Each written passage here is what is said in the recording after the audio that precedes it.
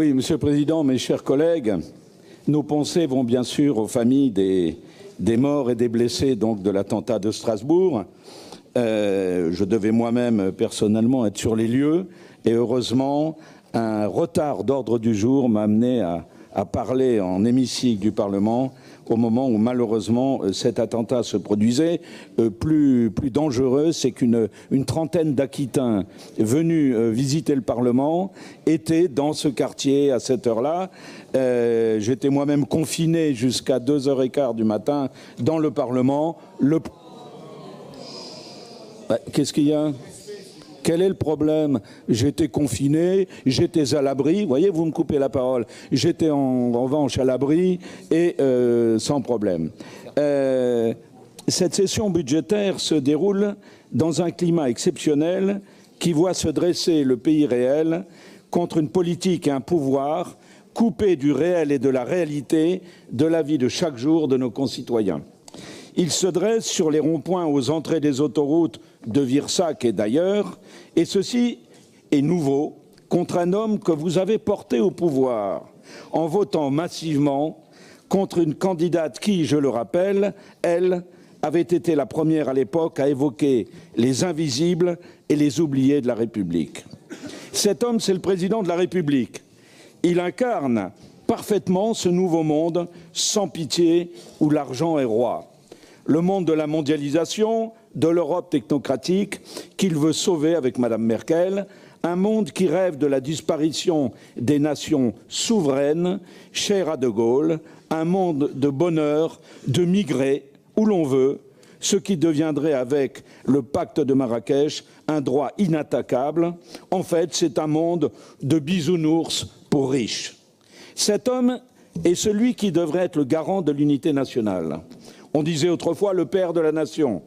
Mais la nation existe-t-elle pour lui lorsqu'il considère qu'il n'y a pas de culture française ou quand il ne peut se retenir à plusieurs reprises d'avoir des propos blessants et humiliants sur nos concitoyens? À plusieurs reprises, il s'est excusé de son attitude arrogante et méprisante, la justifiant en déclarant qu'il était comme cela. En fait, comme la semaine dernière, il bat sa coulpe sur la poitrine des Français, à contre-cœur, après des jours et des jours de silence.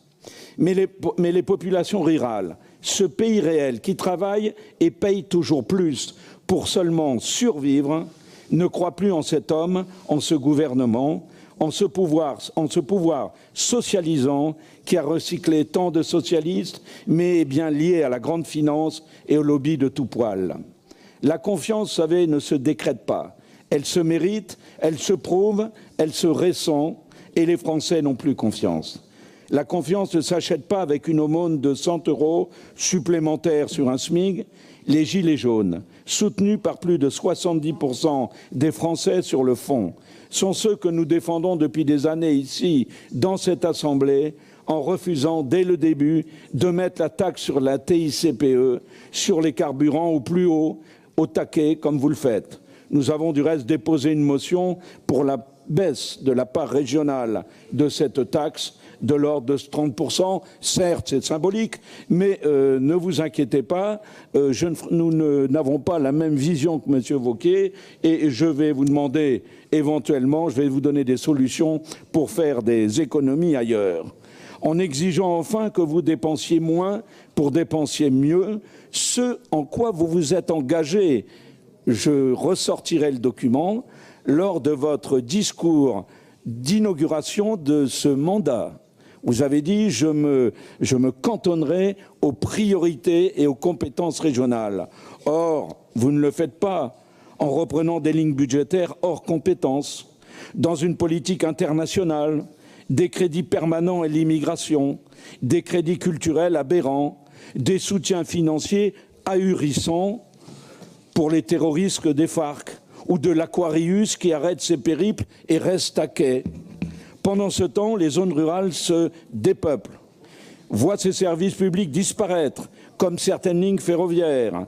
Les Aquitains, comme les Français, comprennent que le monde de Macron est une impasse économique et sociale Plus grave même, une impasse qui nie leur existence comme citoyens à part entière, comme citoyens égaux avec ceux des métropoles et de la société branchée.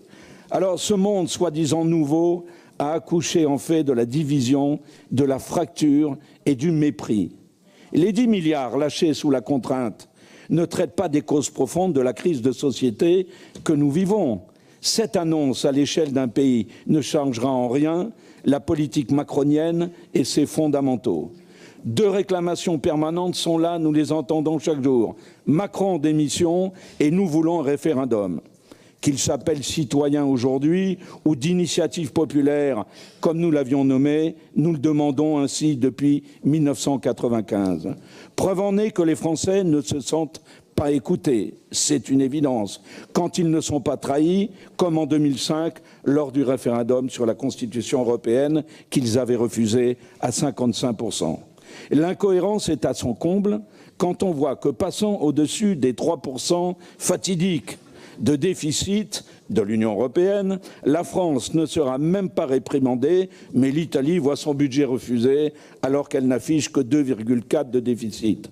Selon que vous serez pro-immigrationniste ou non, les jugements de la Commission et du monde politico-médiatique bien pensant vous rendront blanc ou noir. La Fontaine pourrait ainsi le constater aujourd'hui. Car là est la grande question, le grand tabou, l'immigration, où l'on voit Emmanuel Macron envoyer un obscur secrétaire d'État, inconnu du public, signer à Marrakech un traité, enfin un pacte, organisant l'invasion migratoire de l'Europe. Et tenez-vous bien, instituant un droit à la migration, une sorte de nouveau droit de l'homme. Ainsi, on ne pourra s'opposer à l'arrivée nouvelle et permanente de populations dites réfugiées sur le sol national. C'est curieux, des pays aussi différents que les États-Unis, la Chine, l'Autriche, Israël, la Hongrie, l'Australie, la Bulgarie, la République dominicaine ou la Pologne, la liste n'est pas exhaustive, ont refusé de signer ce pacte.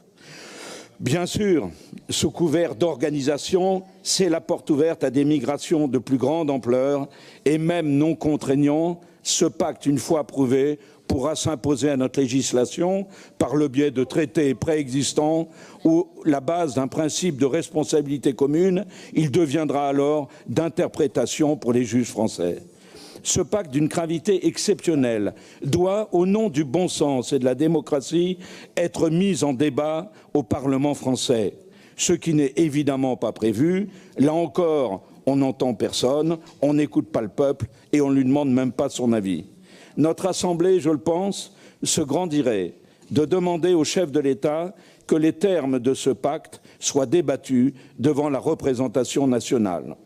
Enfin, Monsieur le Président, je ne peux terminer sans évoquer le couperet tombé sur Ford de Blanquefort et ses 872 emplois.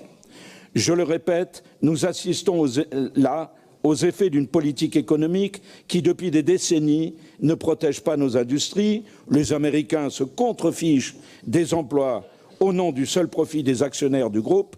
Les motions et pétitions n'y feront rien, et même les tribunes. Je vous demande solennellement, avec les autres collectivités locales qui ont aidé ce site à coût de millions d'euros, d'exiger, dans une démarche commune, le remboursement des sommes et des aides versées au groupe Ford. N'oublions pas qu'elles sortent de la poche de nos concitoyens, de la métropole, du département et de la région. Je vous remercie.